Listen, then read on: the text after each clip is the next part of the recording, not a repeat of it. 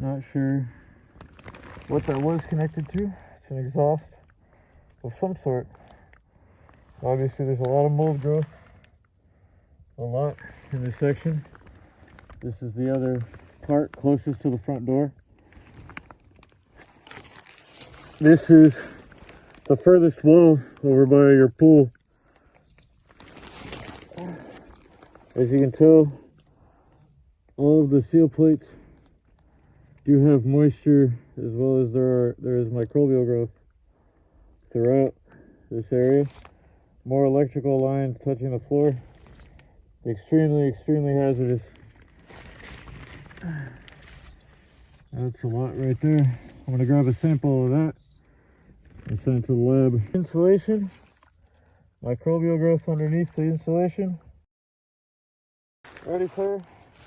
I ran into another problem. This is back the room right next to your kitchen. This is obviously connected to something over there somewhere. That's it. This is the entry point. I believe that is your bathroom.